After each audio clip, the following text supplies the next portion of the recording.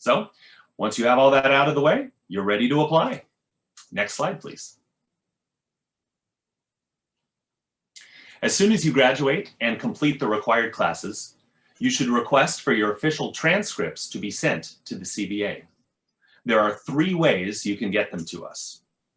Number 1, you can request your transcripts to be mailed directly from your school or schools, if you've attended more than one, to the CPA. 2, you can obtain official sealed transcripts and mail them yourself along with your CPA exam application. Or 3, you can order an electronic transcript to be emailed to the CPA.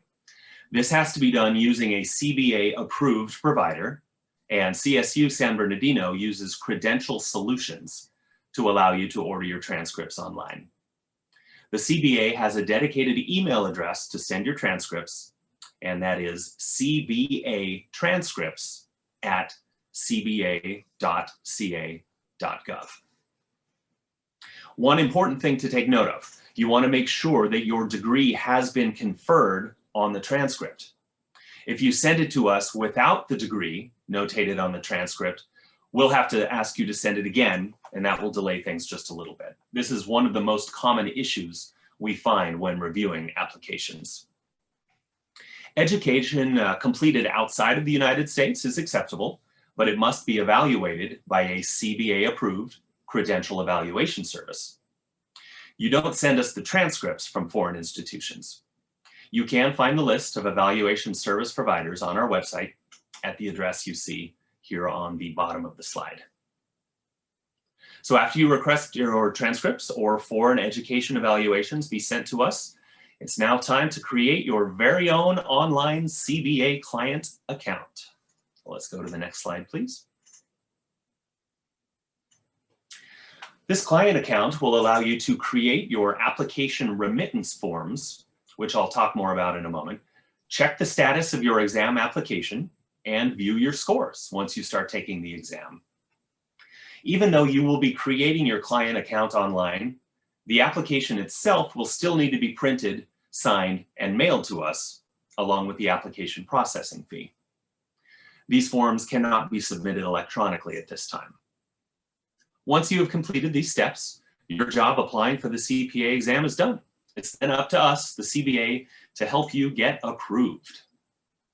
When we receive all the required documents, we review your file to determine if you've met the requirements, which are, let's all say it together now, you remember, right? Bachelor's degree, 24 and 24, accounting units and business-related units. Very good, you're keeping up. Proud of you. Good job. If the CPA determines you've met all those requirements, then you're approved. Congratulations.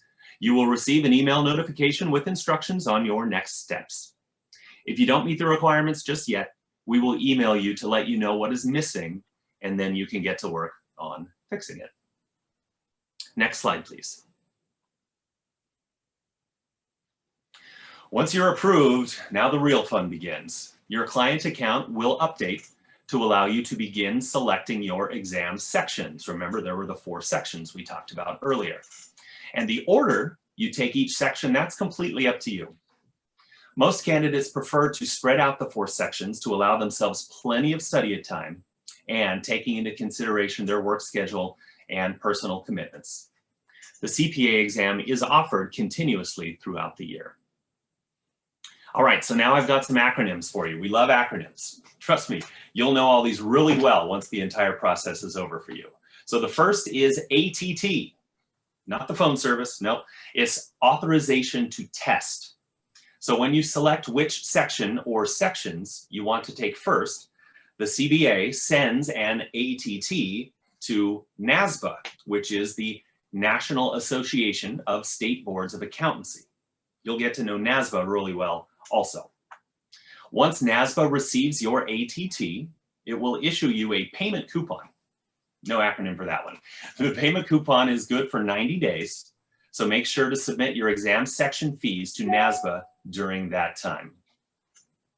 It's important to know, remember this, once you've paid the section fees, you can't change your mind and add or remove sections.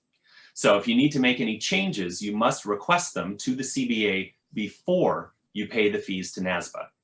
and of course, prior to the expiration date of your payment coupon. Once NASBA receives your payment, it will issue you, another acronym coming, an NTS, which is Notice to Schedule. Each NTS is valid for 9 months. So you must schedule and sit for your selected sections within this 9-month period. Make sure your NTS matches the spelling of your name on your identification cards you plan to bring with you to the testing center. We don't want you to be denied entrance, of course. If your information is not shown correctly, please let us know right away and we will get that fixed. Next slide, please. Okay, now it's time to get serious about preparing for your CPA exam. An all-night caffeine-filled cram session, not recommended in studying for the exam. Not that I'm suggesting any of you would ever do that, but I know I did that a few times in my college career. There is definitely help out there, though, to assist you in preparing for the CPA exam. So the exam is written by the American Institute of Certified Public Accountants, that's AICPA. On their website, AICPA provides lots of great resources. CPA exam blueprints, where you can learn about the specific topics tested in each section. You can also find sample tests, sample CPA exams, and tutorial topics that will help you prepare and hopefully pass the CPA exam. So these are definitely big helps, which I hope you will take advantage of. Next slide, please. When you are ready to schedule your exams, it'll be time to get to know a company by the name of Prometric. So Prometric operates testing centers all around the world, and they will be the ones administering the CPA exam to you. You will schedule your exam section by using Prometric's online scheduling tool on their website or by contacting them over the phone. Prometric testing centers are normally open 6 days a week. The CPA does allow you to test at any of Prometric's locations in the United States, District of Columbia, Virgin Islands, Puerto Rico, and Guam. It is even possible to test outside of these areas, as the CPA participates in the NASBA AICPA exam process, which does allow candidates to test in specified international Prometric testing centers. You can find information about iExam and testing internationally on NASBA's website at www.nasba.org. Once you've got your exams scheduled and the day arrives, here are a couple of tips for day of. Don't be nervous, you got this. You are prepared, right? You're ready. I highly recommend you arrive early, at least 30 minutes, probably 30 to 45 minutes before your appointment. That'll allow you plenty of time to find parking, locate the testing center.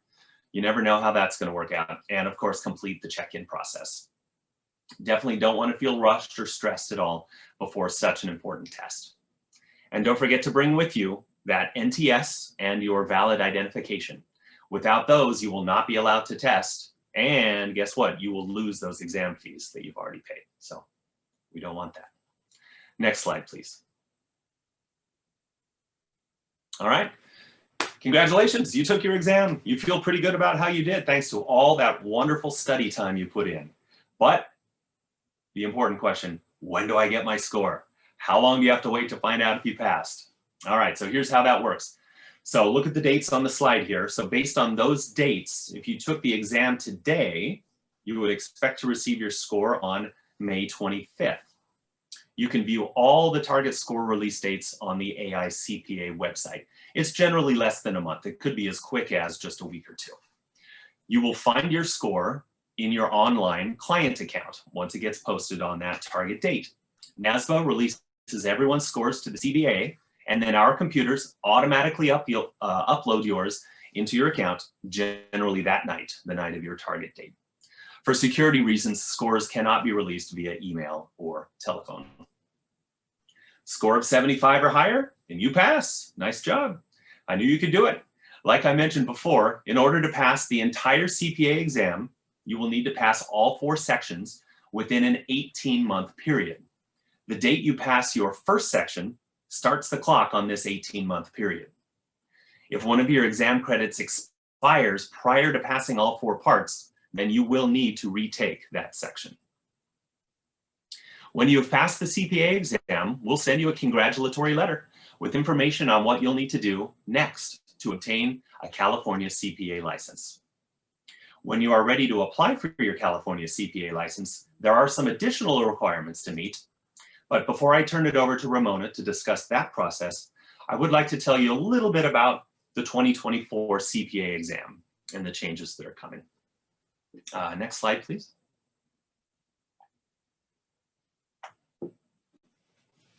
So, as mentioned earlier, the CPA exam will be undergoing changes that are expected to launch in January of 2024.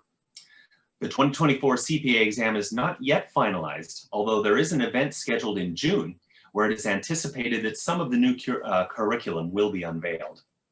For now, I just want you to be aware that changes are coming, since you are the future of the accounting profession and may actually be taking the new version of the exam, depending on how close you are to graduating.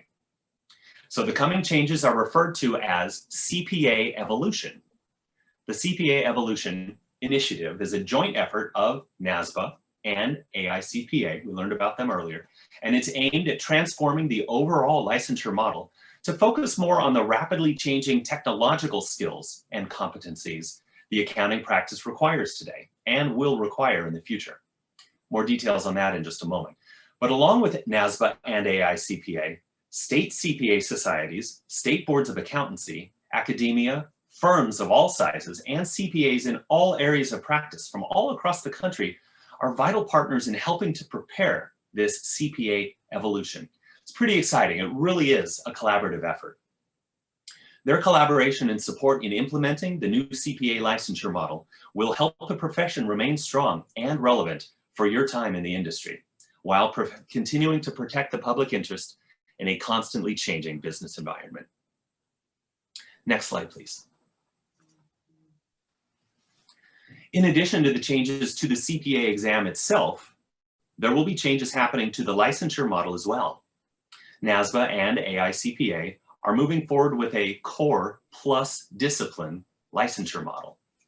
The CPA exam will continue to test candidates' competencies in accounting, auditing, and tax.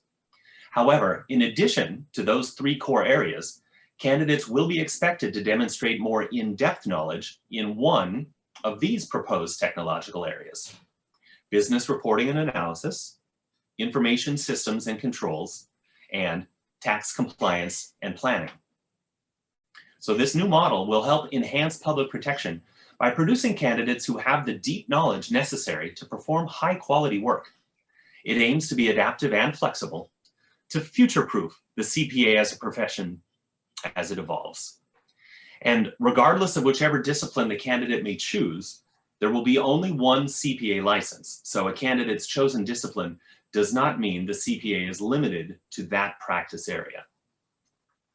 For more information about CPA Evolution and the proposed changes to the exam, you can visit the CPA Evolution website at evolutionofcpa.org. They do update that page from time to time when new information is provided, especially after June when we're going to learn more about that. So please check back in on that every now and then. Okay, thank you so much for your attention, everyone. I hope you feel a little more comfortable now with what to expect with the CPA exam. And I wish you the best of luck for lots of passing scores. And don't forget, keep those questions coming in because we will get to all